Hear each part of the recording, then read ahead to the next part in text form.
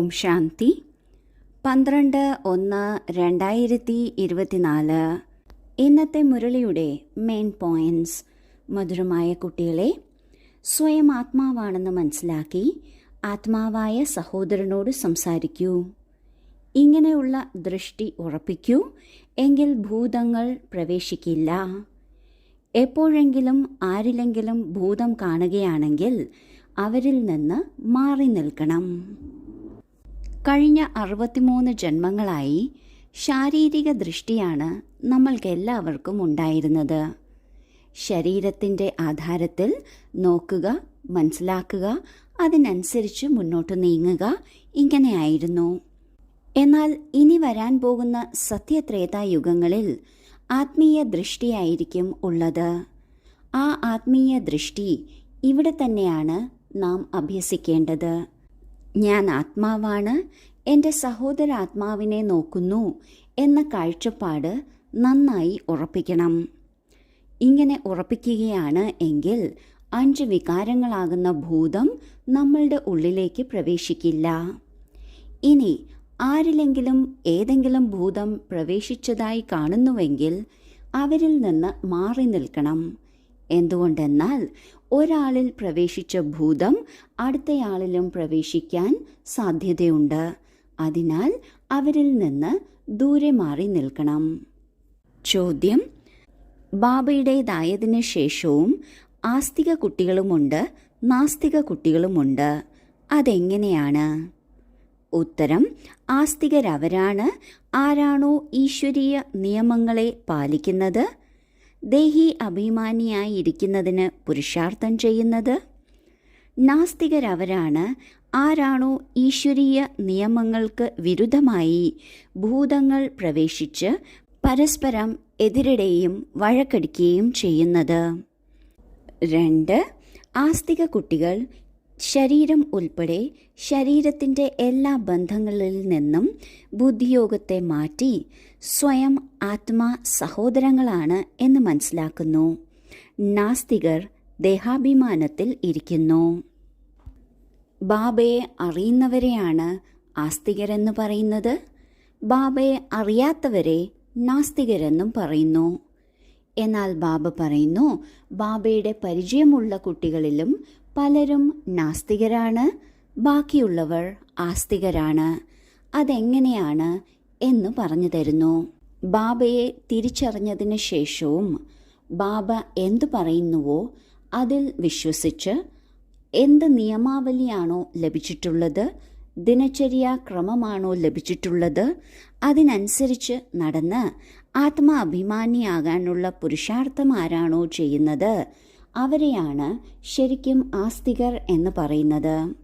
ബാബയെ വിശ്വസിക്കുക അർത്ഥം ബാബ എന്തു പറയുന്നുവോ അത് വിശ്വസിക്കുക എന്നതാണ്. വിശ്വസിക്കുക എന്നാൽ ജീവിതത്തിൽ കൊണ്ടുവരുന്നതിനാണ് നാം വിശ്വസിക്കുന്നത്. എന്നാൽ പല കുട്ടികളും ബാബയെ തിരിച്ചറിയുന്നു, ബാബയുടെ മുരളി കേൾക്കുന്നു, എന്നാൽ നിയമങ്ങൾക്കനുസരിച്ച് നടക്കുന്നില്ല. ദേഹാഭിമാനത്തിന് വശപ്പെട്ട് പരസ്പരം എതിരിടുകയും വഴക്കടിക്കുകയും ചെയ്യുന്നു. 2ാമത്തെ കാര്യമാണ്, ആരാണോ ആസ്തികരായിട്ടുള്ളത് അവർ പുരുഷാർത്ഥം ചെയ്യും. പുരുഷാർത്ഥം എന്നാൽ ആത്മാവിൻ്റെ ഉന്നതിക്കായി ആത്മാവ് ചെയ്യുന്നതിനെയാണ് പുരുഷാർത്ഥം എന്ന് പറയുന്നത്. ബാബ നമ്മൾക്ക് ആത്മാഭിമാനി ആകാനുള്ള പുരുഷാർത്ഥമാണ് ചെയ്യിക്കുന്നത്.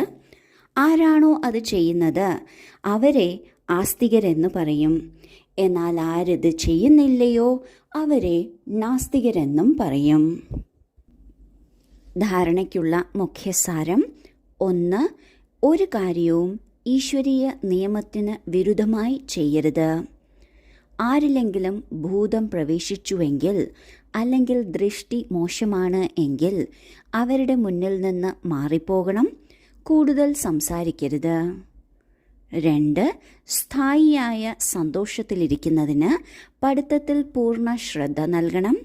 ആസുരീയ ഗുണങ്ങളെ മാറ്റി ദൈവീ ഗുണങ്ങൾ ധാരണ ചെയ്ത് ആസ്തികരായി മാറണം. ആദ്യത്തെ പോയിന്റിൽ ബാബ പറയുന്നു, ബാബയുടെ നിയമങ്ങൾക്ക് വിരുദ്ധമായി ഒന്നും ചെയ്യരുത്. ബാബ എല്ലാം അറിയുന്നവനാണ്.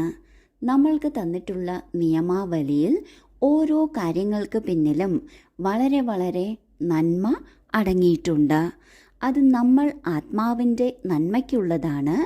അത് മനസ്സിലാക്കി അതിനനുസരിച്ച് മുന്നോട്ട് നീങ്ങണം.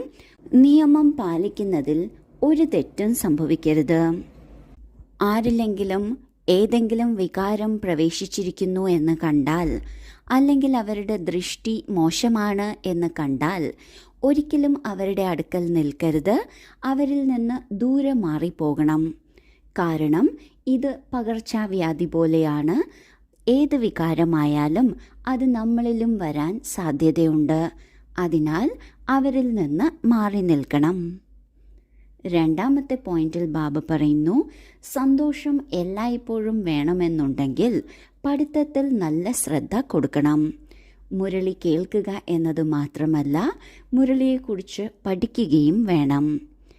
ആസ്തികരാകുക എന്നാൽ ദേവീ ഗുണങ്ങൾ ധാരണ ചെയ്ത് സത്യയുഗത്തിലേക്ക് യോഗ്യരാകുക എന്നാണ്.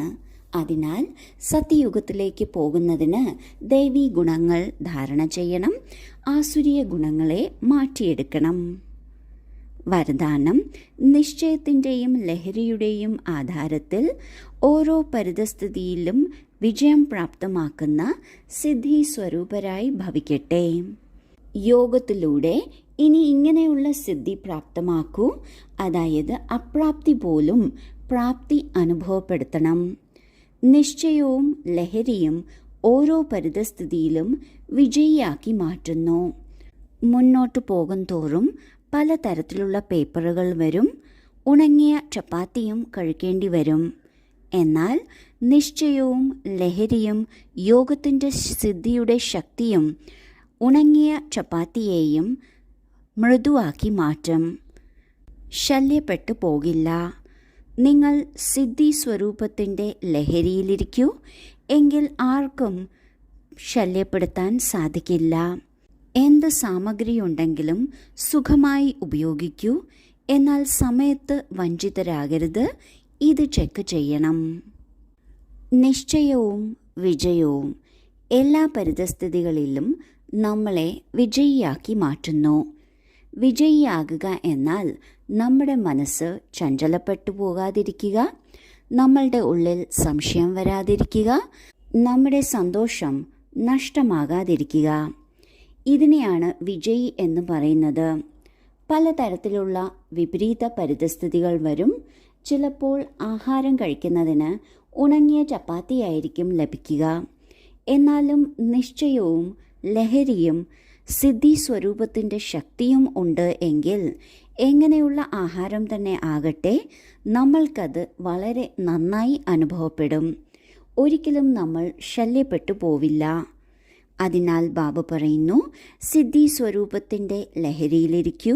എങ്കിൽ ആർക്കും ശല്യപ്പെടുത്താൻ സാധിക്കില്ല. എന്ത് സാധന സാമഗ്രി ഉണ്ടെങ്കിലും സന്തോഷത്തോടെ ഉപയോഗിക്കാം. എന്നാൽ അതിൽ വഞ്ചിതരാകാൻ പാടില്ല. ഇത് ചെക്ക് ചെയ്തു നോക്കണം. സ്ലോഗൻ: നിമിത്തരായി യഥാർത്ഥ പാർട്ട് അഭിനയിക്കുന്നുവെങ്കിൽ സർവരുടെയും സഹയോഗത്തിൻ്റെ സഹായം ലഭിച്ചുകൊണ്ടിരിക്കും. ബാബ ചെയ്യുന്നവനും ചെയ്യിപ്പിക്കുന്നവനുമാണ്. നമ്മൾ ആത്മാക്കൾ നിമിത്തമാണ്. ഈ നിമിത്തമാണ് എന്ന സ്ഥിതിയിൽ യഥാർത്ഥ പാർട്ട് അഭിനയിക്കുകയാണ് എങ്കിൽ എല്ലാവരിൽ നിന്നും സഹയോഗം ലഭിച്ചുകൊണ്ടിരിക്കും. ഓം ശാന്തി.